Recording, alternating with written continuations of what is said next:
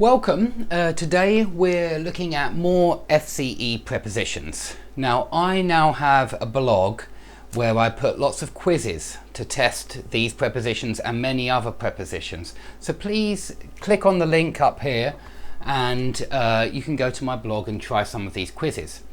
Now, I also want you to speak in this lesson. I like students to speak because it's the easiest way to remember anything.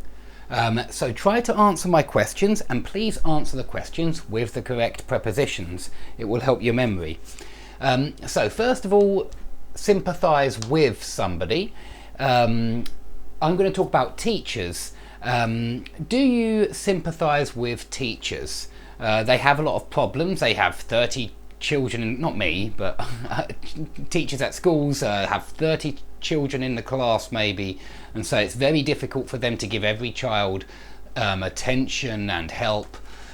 So do you sympathise with teachers, or maybe you think that they get lots of holidays and they shouldn't complain, this kind of thing? Okay, number two, rely on, just the same as depend on, and this is a synonym of depend on. So who do you rely on most? Okay, who do you rely on and why? Okay, and number three, blame someone for something. We'll see these verbs again in the reporting verbs lessons, but who do you blame for problems of poverty or corruption in your town or city or country? Who do you blame for problems of corruption? Dear me. Corruption or poverty? Poverty is the noun from poor, to be poor, so poverty. Who is to blame for the problems of corruption and poverty? Okay, number four, another reporting verb. When was the last time somebody congratulated you on doing something? Yeah, why did they congratulate you? Okay, number five, insist on doing something. Do you insist on learning English perfectly? Or do you think it's okay to make a few mistakes? Personally, I think it's fine to make mistakes, but try not to in your exams because you want to get a good mark in the exams. Okay, number six, do you believe in UFOs or aliens? Do you believe in UFOs or aliens? Yeah, this is unidentified flying objects.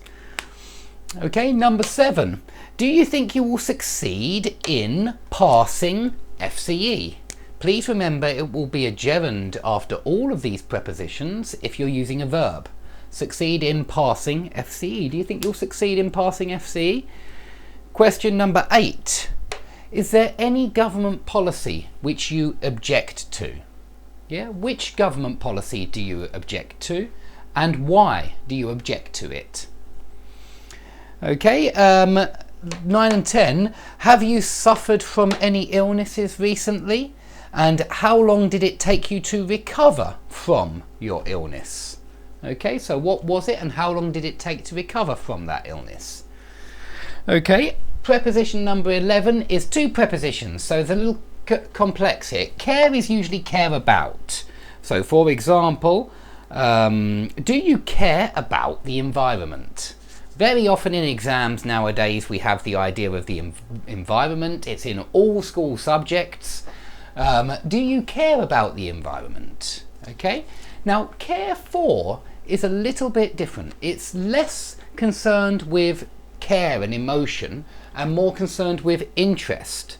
So do you care for the ideas of Marx and Freud? It means, are you interested in them? That's all. It doesn't mean like care about. Care about would be in the understanding of you want to look after something, you want to take care of something because you care about it. But care for is just an interest in a neutral topic or theme. It's a little bit different. So do you care about the environment, or do you care for the ideas of Marx or Freud? Okay. Have you recently applied to any companies for a position, for a job? Yeah, have you applied to any companies recently for a position? When was the last time you did that?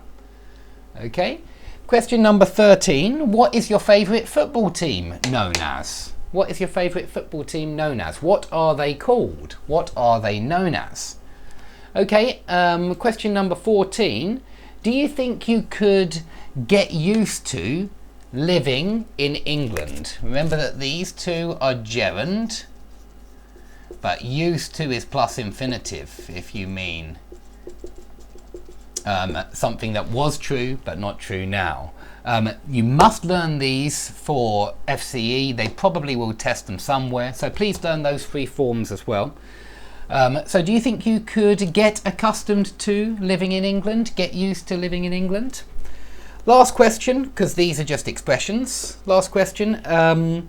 Are you in charge of any members of staff in your at work? Maybe you're in charge of nobody. Maybe you're in charge of a team of 10, or who knows.